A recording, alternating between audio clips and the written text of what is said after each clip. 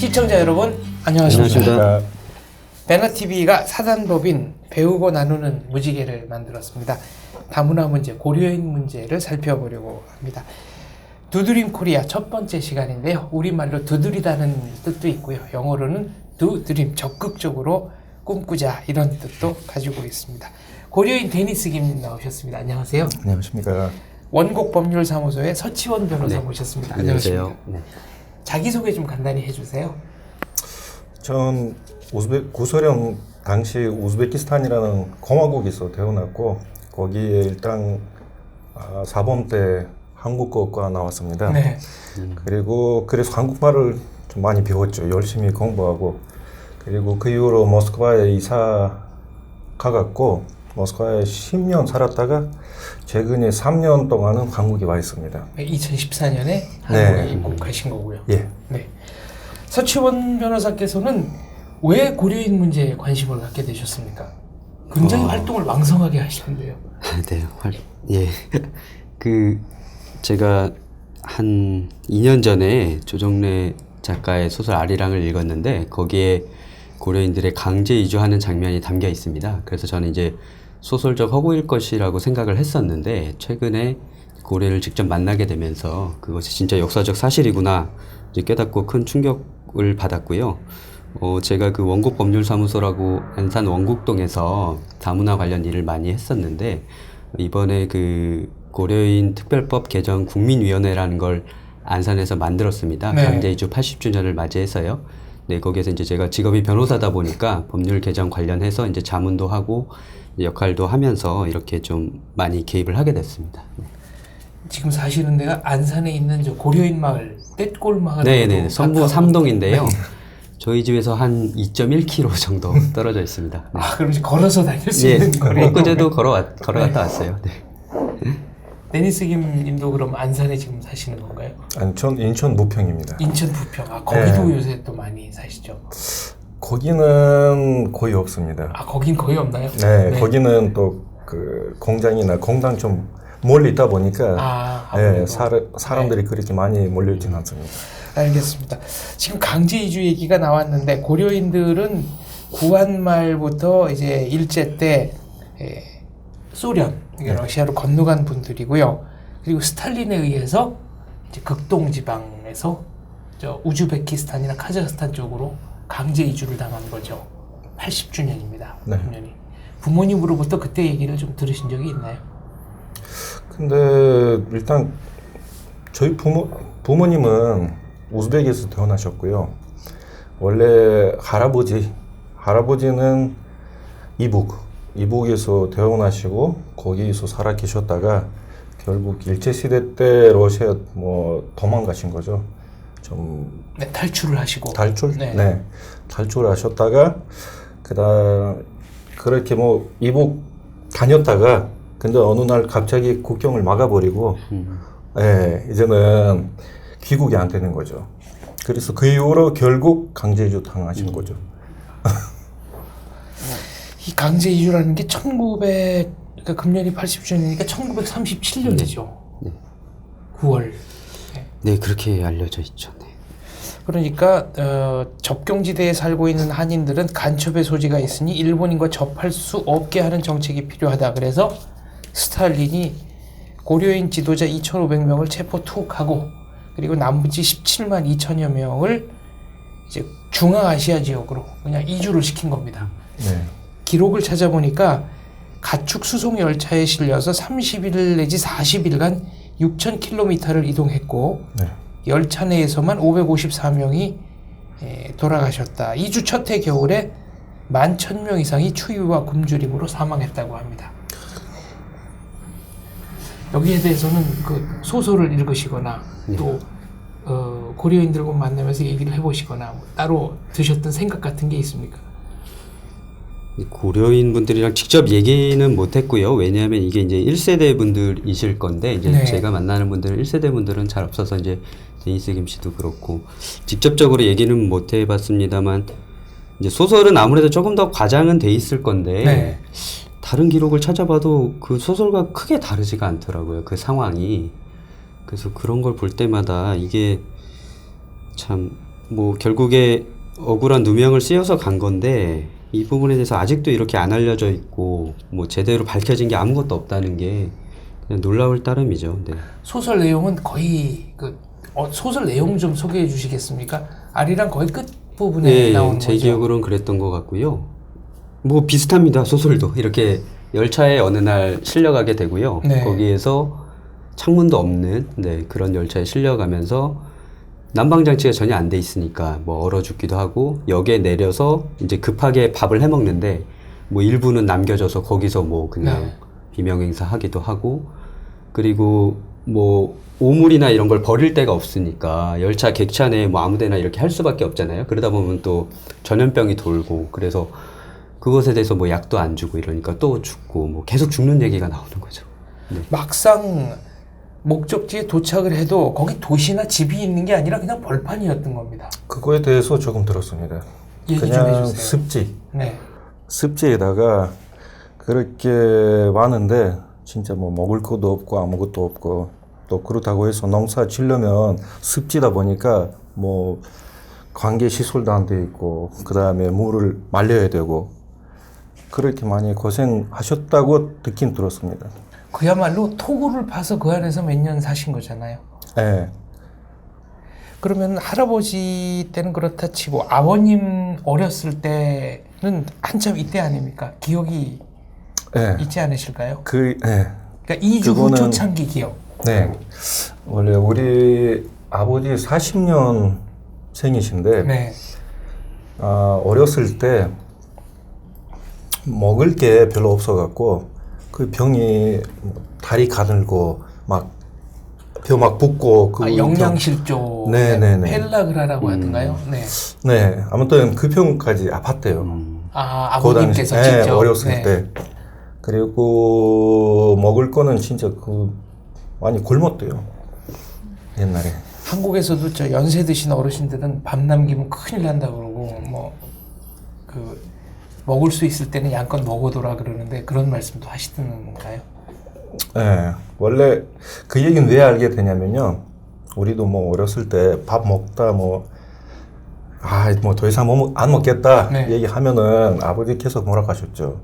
야, 우리 옛날에 막 먹을 게 없어갖고 계속 굶었는데 먹을 때는 끝까지 먹어라. 남기면 안 돼.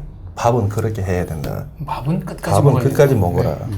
아무리 지금 잘 사는데도 그거는 그렇게 하는 거 아니다. 밥은 먹어라. 끝까지. 강제 이주 그때 애환이야 뭐 필설로 어떻게 다 할 수 없겠지만 이제 농사 짓는 얘기 하셨잖아요. 네. 자료를 찾아보니까 구소련 농업영웅 21명 중에 19명이 고려인이고 사회주의 노동영웅 고려인 가운데 209명이 나왔다. 네. 그리고 강제 이주 후에 황무지로 옮겨온 지 3년 후에 관계 시설을 만들어서 벼농사 면화 농사를 짓기 시작했다는 겁니다. 네. 그러면 거의 다 이제 농사를 짓고 계속 사셨나요? 일단 애초에는 농사만 지었고요. 저도 저도 거리인 마을이라는 게 있었어요. 시골. 타스켄트 같은 경우에는 타스켄트 주에 네. 예, 거리인 마을 아마 몇십 군데 있었을 겁니다. 그때 집중적으로 일단 강제 이주를 당한 다음에 네. 그렇게 살고 있었습니다. 그래서 거기에서 주로 하는 게 농사였습니다. 벼농사. 근데 벼농사 같은 경우에는 저도 자랐을 때 계속 다른 뭐 우즈벡 사람이나 네. 아니면 뭐 러시아 사람들이 보는 게 신기했죠. 뭐 우리 똑같이 농사를 짓는데 왜 니네는 그렇게 많이 나는 거야? 생산성이 달랐어요. 생산성이 그 정도로 달라요. 차이가 났습니까? 네. 그래서 계속 배웠었어요 옆에서. 네. 벼농사 어떻게 하지? 왜 이렇게 많이 나지? 그런 거 많이 있었습니다. 그 우즈벡 사람들도 모내기 같은 거 안 했습니까? 농사법 자체가 같았는데 생산량이 차이가 난 건가요? 아니면 방식 자체가 차이가 났던 방식 건가요? 자체가. 그거 보니까 우리 뭐 할아버지들이 아침 일찍부터 밭에 나가시고 일을 하시는 거예요. 네. 관리하시고 뭐 하시고 거기는 그런 개념이 없었대요. 그냥 심고 나서 네. 나중에 가을이면 곡식 소화하러 오고 쉽게 말해서 쉽게 말하면 중간 관리가 없었다. 네. 뿌려만 놓고. 예. 그러니까 고려인만 그렇게 중간 관리를 열심히. 예, 그리고 제가 잘 기억하는 게 뭐냐면, 우리 아버지도 계속 다른 민족, 뭐라고 해야 되나, 조금 비난했던 게, 우리 할아버지들은 진짜 새벽부터, 우즈베키스탄 더운 나라예요. 더워요.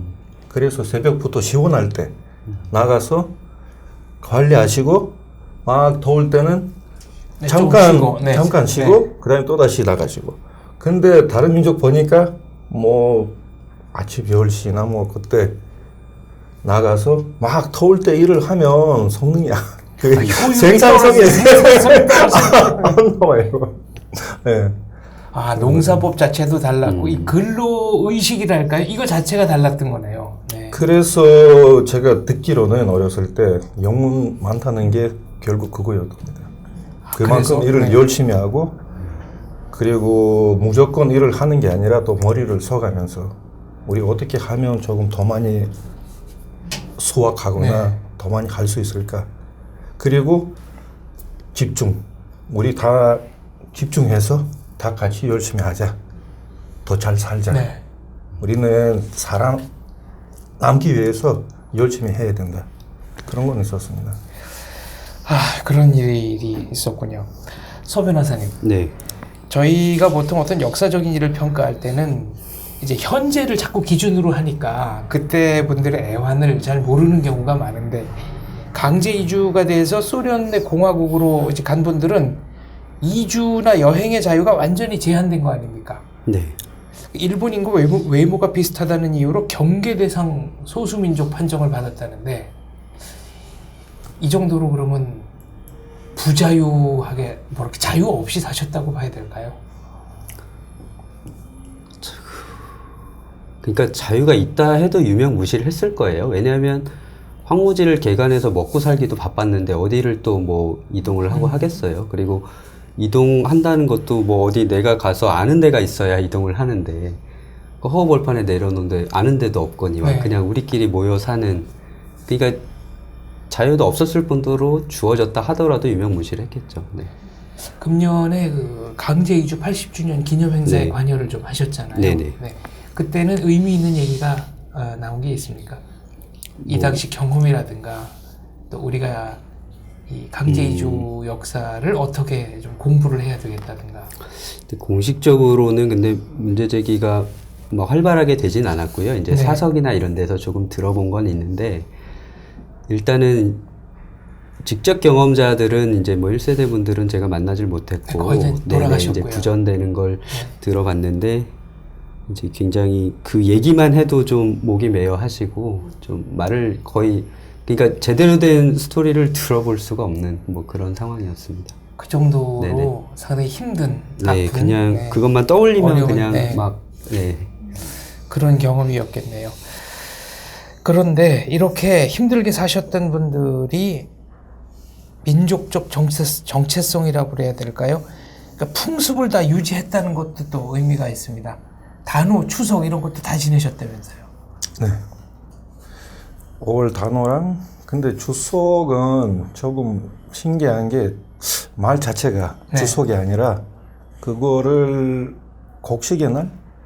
벼현할 때 곡식의 날이라고 했어요. 그건 러시아에서, 우즈벡에서 그렇게 붙여준 건가요? 그거 나중에 알게 됐는데, 옛날에 소련 때 일부러 이거는 좀 풍습이나 좀 바꿔야겠다. 그러니까 구소련 사람 만들기 위해서, 소련 사람 만들기 위해서 옛날의 민족 그런 거는 바꿔야겠다, 인식을. 그래서 그 법적으로 아마 5월 단오는 뭐 고려인 운동의 날 뭐 그런 비슷한 식으로 바뀌었고요. 그리고 추석도 그냥 곡식의 날 그렇게 바뀌었답니다. 그러면은 단오 추석 때는 고려인들은 어떻게 지냈습니까? 묘에 가서 제사를 하고. 성묘에 가서 제사를 지내고. 네, 제사를 지내고. 야, 한국 사람은 어딜 가나 제사를 지내네요. 그러면 음식 차려놓고 절하고 네, 맞습니다. 향 피우고 똑같이 하나요? 향은 안 피웠고요. 네. 근데 나머지 거는 똑같이 했죠. 절하고 뭐 음식도 만들고 절하고. 식구들 다 모이고요. 네, 네.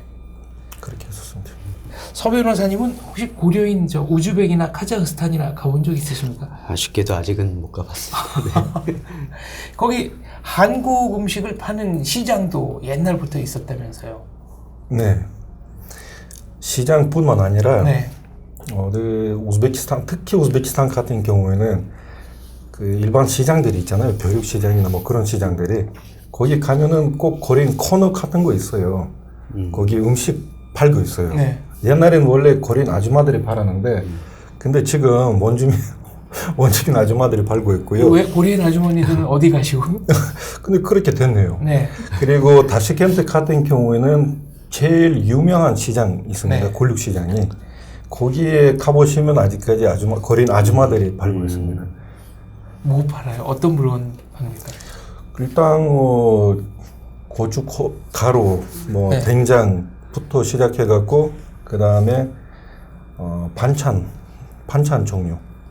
뭐 김치, 뭐 두부 이런 거. 김치도 하나요? 팔고요, 네. 두부도 팔고요, 뭐 그 다음에 떡 종류도 팔고요. 아, 떡도 팔고. 네. 이야, 제가 또 조사를 해보니까 고려인 분들이 강제 이주 후에 우리 말을 지키는 게 가장 중요하다 그래서 고려인 극장이라는 거를 만들었다고 그러시더라고요. 이게 처음엔 우즈벡에 있었죠. 네, 제가 듣기로는 우즈벡에 있었다가 그 다음에 몇 년도 안 있었어요, 우즈벡에. 그 다음에 바로 카자흐스탄으로 이동했는데 근데 재미있는 게 뭐냐면 우즈벡 그 당시 그 위치 네. 정류장 자체가 명칭이 있었어요. 가리스키 티아트라고. 아, 고려인 극장 극장. 정류장. 네. 네. 그래서 극장은 카자흐스탄으로 이동했는데 근데 그 이후로 한 40년, 50년 동안 명칭 그대로 유지됐었어요. 고려인 극장 고려인 정류장. 극장 정류장. 네. 홍범도 장군이 바로 이 카자흐스탄 고려인 극장에 야간 수위로 일하다가 돌아가셨답니다. 참 독립운동가의 생애가 뭐라고 표현해야 될까요? 아무튼 43년에 76세로 사망하셨다는데 저희가 이런 것들도 좀 기억을 해야 될 걸로 저는 생각을 합니다. 서 변호사님은 어떻게 평가하십니까? 모국어 및 문화의 보존을 위해서 정말 먹고 살 것도 없던 사람들이 극장부터 세웠습니다. 굉장히 좀 이례적이다. 네. 뭐 인류 역사를 놓고 봐도 이례적이지 않을까 싶은데요. 그 모국어뿐만 아니라 이제 교육에도 굉장히 많은 열을 올렸고 가는 곳마다 학교를 세웠다고 전해지고 있고요. 네. 이제 그런 것들이 지금 이제 들어와 계신 분들 통해서도 자녀에 대한 교육열이나 이런 게 확인이 되고 있거든요. 그래서 그렇게 했기 때문에 이제 오늘날까지 그 어떤 전승이나 이런 게 제대로 되고 있지 않았나, 네, 그렇게 생각이 드네요. 모국어 문제는 저희가 좀 짚어봐야 되겠습니다만은 고려인 분들이 이 한국어 잘 못하시죠. 네. 어떤 이유가 있습니까? 실제로 옛날에 원래 구소련이었을 때 뭐 줄세를 하려면 무조건 러시아 말이었습니다. 그리고 어차피 고향이나 모국이나 다 끊겼잖아요, 관계가. 네. 그래서 아마 우리 조상들이 여기 소련에서 뭔가 줄세 잘 대라, 공부 많이 시켜주셨어요. 학교 뭐 종합학교도 나와야 되고 뭐 그렇게 시켰는데 그래서 무조건 러시아 말 배워라, 먼저 러시아 말 배워라, 그렇게 됐습니다. 그래서 예를 들어서 우리 부모님은 40년생이신데 아직까지 우리 그 사투리죠, 사투리 많이 쓰시는 거예요. 한국어, 네, 집에서. 네, 네. 근데 우리 뭐 70년대 그 세대는 거의 안 썼죠. 뭔가 조금씩 뭐 알아듣거나 뭐 그렇게 조금씩은 일상 어떤 네. 말들은 알고 있었는데 근데 쓰기는 안 썼죠. 그 이후로는 왜냐하면 학교 가면 무조건 다 러시아 말이고 뭐 어디 친구끼리 어차피 거기 그 당시부터 고려인뿐만 아니라 다른 민족도 같이 섞여 있었으니까 어차피 러시아 말이고 그렇게 된 겁니다. 그 문제는 저희가 2회에서 한번 또 집중적으로 다뤄보도록 하겠습니다. 네. 고려인, 그러니까 소련으로 또 러시아로 갔던 독립운동가들이 굉장히 많지 않습니까?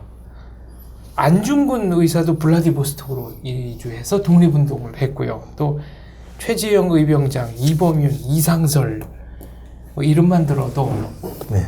네, 정말 어마어마한 분들이 많이 갔었는데 이분들에 대해서는 뭐 배우시거나 들으신 적이 있으세요? 안타깝게도 배운 거는 없습니다. 어차피 학교 당시는 그때 뭐 구소련 그런 그 교육 프로그램으로 네. 공부를 했기 때문에 아예 이 그때는- 소수민족의 역사는 아예 네. 예, 가르쳐주지 않았고 네. 예. 데니스 김님의 조부께서 할아버님도 독립운동 하셨다면서요? 아, 네. 원래 할아버지는 물론 제가 태어났을 때 할아버지 돌아가셨어요. 그래서 아버님한테 그 말씀을 들었는데 네 할아버지는 독립운동가다. 그 당시 일제시대 때 그 독립운동에서 뭔가를 했다가 결국 러시아로 탈출하게 됐다. 그렇게 알고 있었거든요. 그래서 얼마 전에 여기 한국 와 있었을 때 또 우리 여기 작은 아버지가 여기 와 계시는 거예요. 네. 작은 아버지가 자기 아는 한국 분을 통해서 조회가 되는데 진짜 우리 할아버지 이름이 조회되더라고요. 그게 일제시대 때 판결. 아, 일제시대 때, 네. 네, 판결문. 네, 판결이 조회되더라고요. 근데 그게 신기한 게 뭐냐면 우리 할아버지는 그 당시에 쉽게 말해서 같이 그 독립운동 하셨던 분이 일본 군인들이 와서 죽였대요. 근데 옆에서 그거를 봤던 아는 사람이 밤속에 할아버지 집에 와갖고 빨리 도망쳐. 지금 너 잡으러 올 거다. 그래서 있는 상태에서 탈출하셔갖고 서류도 안 들고 가셨어요. 근데 어차피 어느 정도 자유롭게 왔다 갔다 갈 수 있었으니까 아마 네. 신경은 안 쓰셨겠죠. 근데 어느 날 국경 막았으니까 일본이 이제 국경을 막아버린 거고요. 네, 서류는 여기 있고 네. 본인은 러시아에 가 있고 그렇게 된 겁니다. 독립유공자 후손 이런 거 신청 안 하셨어요, 그러면? 신청 안 했죠. 할아버지 기록이 있다면서요? 기록은 찾으셨는데 기록은 있으나 우리 지금 증명할 수 없죠. 이분이 우리 할아버지다. 아, 기록에 나오는 그분이 데니스 김님의 할아버지라는 걸 증명할 수가 없는 거고. 네, 네. 제가 여기 있는 우리 그 본관까지 가봤는데, 근데 거기 할아버지 이름은 나오긴 나오는데, 근데 다 이북이랍니다. 여기 친척도 없고, 그래서 지금 할 방법이 없죠. DNA 검사도 안 되는 거고. 네.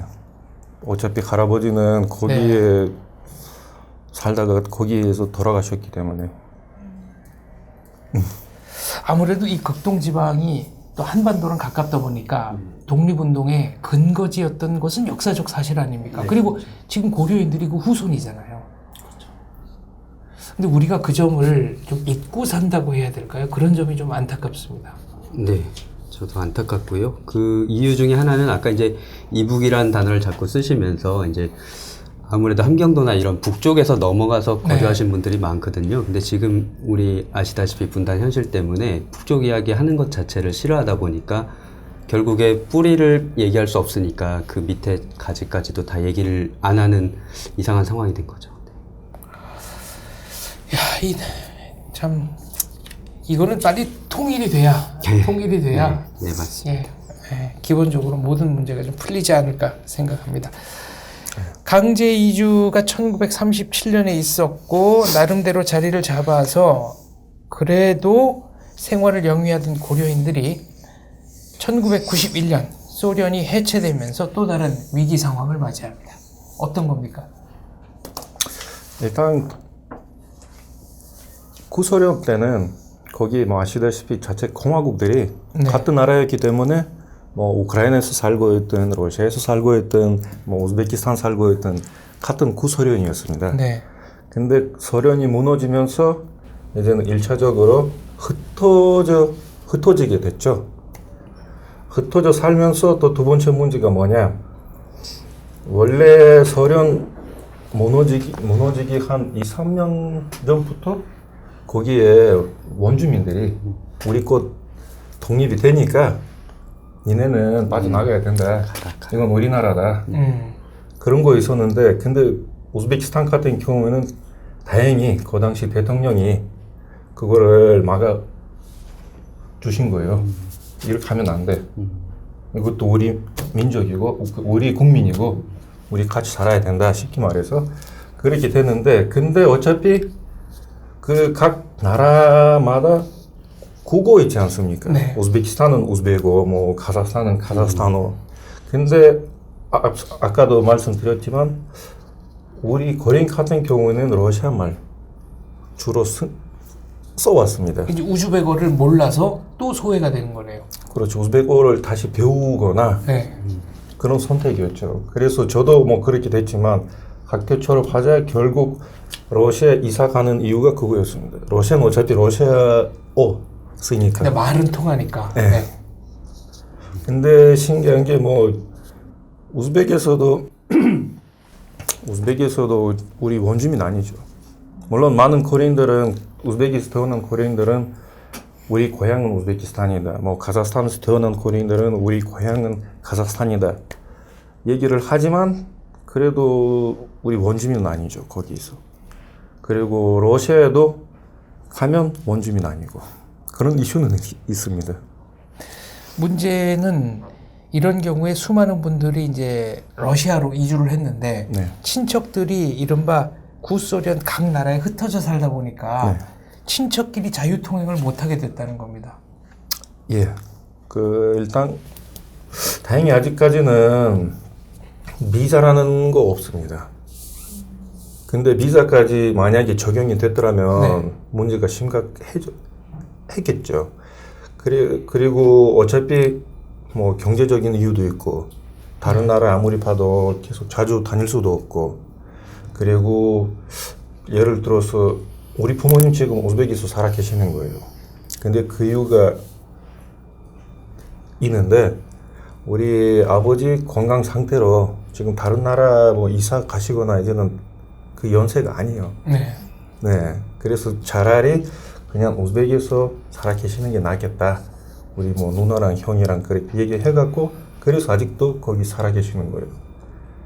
그래서 예를 들어서 우리 가족 같은 경우에는 네. 부모님은 타슈켄트, 우리 누나하고 형은 모스크바, 그리고 제가 결국 여기 한국 지금 그렇게 됐습니다. 거리가 꽤 멀리 떨어져서 사시는 거네요. 네. 예. 근데 이런 경우가 고려인들 가운데 많습니까? 많습니다. 이런 경우도 많습니다. 예를 들어서 뭐 누구는 특히 옛날에 농사 지었을 때 많이 지었을 때 원래 우즈베키스탄 인구 제일 많이 있었습니다. 네. 고려인 인구가. 근데 농사 지었을 때 어디 우크라이나나 러시아나 아니면 뭐 몰도바 거기 가서 농사 지고 그 다음에 곡식 나올 때까지 수확 다 하고 팔고 다시 들어오고 했는데 그 이후로 어차피 소련까지 무너지면서 많은 사람들이 누구는 우크라이나, 누구는 뭐 러시아 그렇게 갔었어요. 네.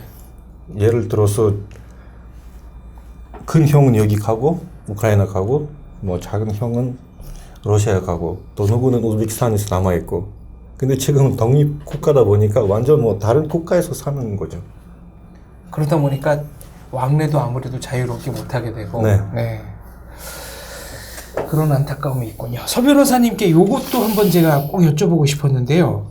우즈벡의 경우에 한 5만 명 정도의 고려인이 무국적자로 추정이 된다고 합니다. 네네. 이거는 무슨 얘기입니까?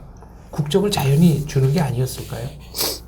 이게 뭐 나라마다 좀 다른데요. 지금 우즈벡을 보통 이렇게 통계로 제시를 하는데 그 네. 이유가 이제 우즈벡 같은 경우는 거의 유일하게 이제 무국적 확인서라는 걸 발급을 해준다고 해요. 네. 그래서 이제 추정되는 게 이 정도이고 이제 독립국가연합이 여러 군데 생기면서 말씀하신 대로 여러 군데 고려인들이 산재해 있었는데 그 중에 뭐 일부는 신청 기간이 있었는데 그때 신청을 하면 이제 간이귀와 비슷하게 국적을 부여하는 것인데 네. 뭐 그거를 자국어로 돼 있으니까 뭐 모르는 분도 있고 아니면은 나는 고려인이기 때문에 싫다 하는 분들도 있고 뭐 그래서 자발적으로 무국적이 되신 분들도 있고요. 뭐 그걸 놓쳐서 이제 뭐 타의로 무국적이 되신 분들도 있고 그 다음에 말씀하신 것처럼 뭐 서류를 또 어디다 둬가지고 네. 가족 관계가 뭐 확인이 안 돼서 되는 분들도 있고 근데 정확하게 파악은 못 하고 있는 상황인 거죠. 그냥 그분들은 여기서도 받아주지 않고 어디 증명할 것도 없으니까 그냥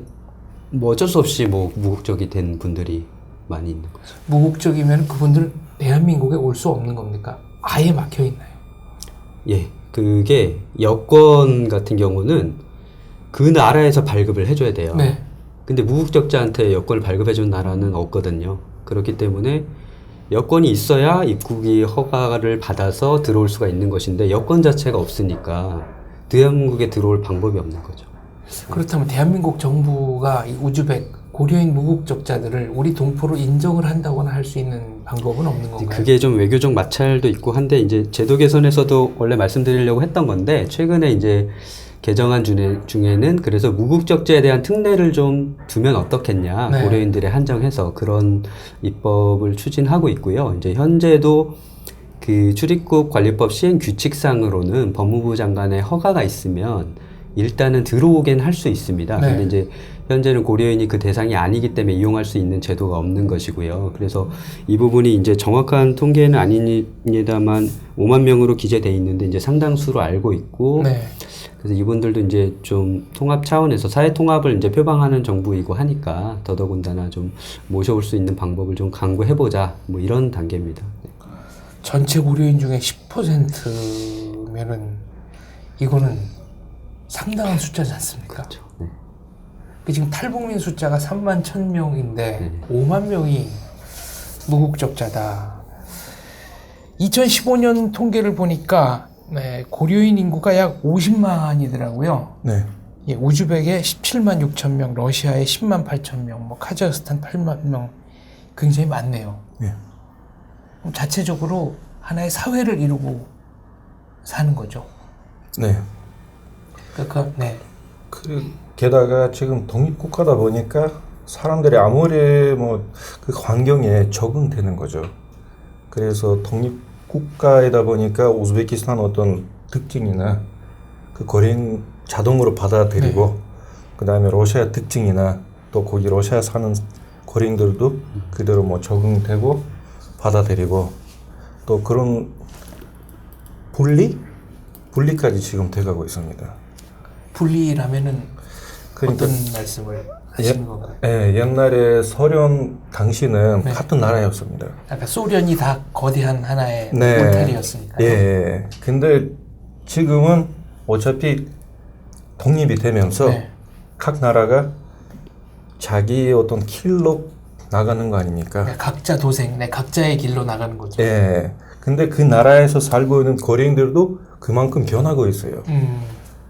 그래서 러시아에서 살고 있는 고려인들도 러시아답게 변하고 있고 우즈베키스탄에서 살고 있는 고려인들은 우즈베키스탄답게 변하고 있고 아, 그러니까 고려인으로서 이제는 고려인끼리도 네, 어떤 뭐 갈등은 아니고요. 그 어떤 마인드나 그 뭐 그런 차이가 조금씩 커지고 있습니다. 아, 그러니까 현지화를 하려는 분들도 계시고 민족적 전통을 고수하려는 분들도 계시고 점점 그 차이가 이제 나뉘어지고 있다 이런 말씀이시고요. 뭐 쉽게 설명드리자면 제가 옛날에 일 때문에 미국에서 한국 사람인데 여기서 태어나고 네. 미국에서 학교에 다녔다가 거의 뭐 그 당시 30살이었는데 30살 중에 한국에서 5살? 5년밖에 못 살았대요. 네. 그 사람 보면 미국 사람 같아요. 한국 그렇죠. 사람인데. 네. 근데 왜 그러냐? 네. 미국 환경에서 자랐기 때문에. 그래서 지금 고려인들도 우리 뭐 다 같이 고려인끼리 러시아말을 쓰지만 근데 마인드, 사고방식 그거 다 변하고 있습니다. 이제는 네. 뭐 사회적으로 우리는 이렇게 안 하는데 예를 들어서 뭔가를 뭐 했다. 우리는 이렇게 안 하는데 서로 이제 상대방에 대해서 조금씩 좀 이건 좀 아닌 것 같은데 뭐 그런 거 이슈가 있습니다. 이 중에 그 한국에 오고 싶어 하는 사람들은 어느 정도나 될까요? 젊은 사람들은 많이 오고 싶어 하나요? 일단 여기 한국으로 오려고 하는 사람들이 아마 크게 두 가지 네. 있습니다. 첫 번째, 원래 옛날부터 우즈벡에서 많이 왔었습니다. 우즈벡에서 와서 여기서 일을 하면서 돈도 좀 벌고 고향 가서 뭐 집을 사거나 뭐 그렇게 하는 사람들이 있었고, 그 다음에 지금 두 번째로 요즘 특히 러시아나 러시아나 카자흐스탄 경제적으로 거기에 힘들어지니까 여기 또 들어오는 사람들이 많아졌어요. 예. 근데 들어와서 살고 있는 사람 중에도 그게 두 가지가 있는 게, 하나는 여기 와서 그냥 돈만 벌고 귀국하겠다. 네. 근데 누군가는 여기 살기 좋더라. 계속 앞으로도 한국에서 살고 싶다. 그런 사람들도 많이 조상의 있습니다. 나라니까 한국에서 살고 싶다 이런 분들도 네. 계시다라는 거군요. 네. 서 변호사님 또 특별히 하실 말씀은?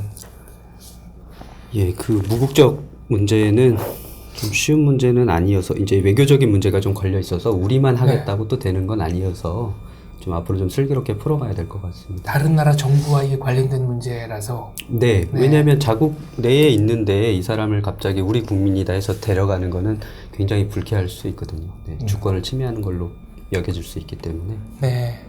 이 무국적자분들의 삶이 순탄치 않다고 해서 그걸 우리 마음대로 할 수는 없는 거로군요. 알겠습니다. 고려인들은 1863년부터 러시아로 이주하기 시작했습니다. 한인 동포들의 첫 해외 이주 사례인데요.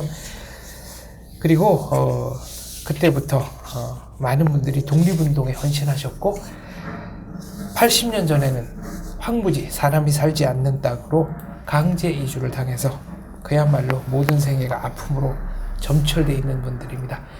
이런 고려인들 후손들의 한국 생활이 어떠한지는 저희가 2부에서 한번 짚어보도록 하겠습니다. 오늘 말씀 감사합니다. 네, 감사합니다. 감사합니다. 안녕하세요. 영상 시청해주셔서 감사합니다. 배나TV 꼭 구독해주세요. 여기 버튼 누르시면 됩니다. 후원금 보내기 어려우신 분들은 꼭 광고 시청해주세요. 이 영상이 마음에 드셨으면 공유도 많이 부탁드려요. 구독 버튼 꼭 눌러주세요. 부탁드립니다. 감사합니다.